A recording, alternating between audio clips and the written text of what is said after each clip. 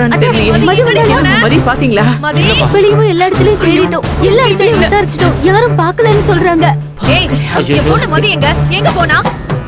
10 ரூபாய் காத்தாடி எனக்கு வாங்கி தர தெரியாதா? உன்னை யார் வாங்கி தர சொன்னா? வெண்ணிலா, குழந்தை கேட்டா எப்படி வாங்கி கொடுக்காம இருக்க முடியும்? சின்ன குழந்தை பாக்குறதெல்லாம் கேட்கதான் செய்யும். அதுக்காக அவ கேக்குறதெல்லாம் வாங்கி கொடுத்துட முடியுமா?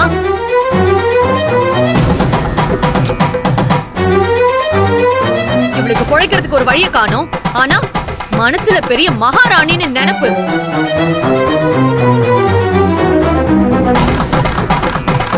இருக்கிற குழந்தைய பத்திரமா பாத்துக்கிறதுக்கு துப்பு இல்ல. இதுல குழந்தை வேணும்னு தொட்டில் கட்டுறாளாம். தொட்டில் ஏதாவது பேசுறாளான்னு பாரு. வெண்ணிலா, உன்ன குழந்தை எங்கேயும் போயிருக்க மாட்டா, அவ வந்துருவா. ஐயோ, கல்யாண நாள் அதுவுமா பிள்ளைங்களை இப்பதான் ஆசீர்வாதம் பண்ணோம். நீ என்ன வாய்க்கு வந்தபடி எல்லாம் பேசிட்டு இருக்க?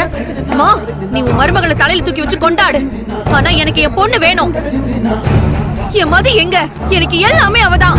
அவளுக்கு மட்டும் ஏதாவது ஒண்ணு ஆச்சு, சும்மா விட மாட்டேன். அக்கா, மதிக்கு ஒண்ணும் ஆகாது. அவளை எப்படியாவது தேடி கண்டுபிடிச்சு கொண்டு வரோம். நீ இஷ்டத்துக்கு பேசுறத முதல்ல நிறுத்து. மகா, நீ மறுபடியும் கோவில ஒரு வாட்டி தேடி பாரு. அதுக்கப்புறம் சிசிடிவி கேமரா இருக்கு, அந்த ஃபுட்டேஜ்ல மதி எந்த பக்கம் போனான்னு பாரு. நான் உடனே போலீஸ் ஸ்டேஷனுக்கு போயிட்டு வரேன்.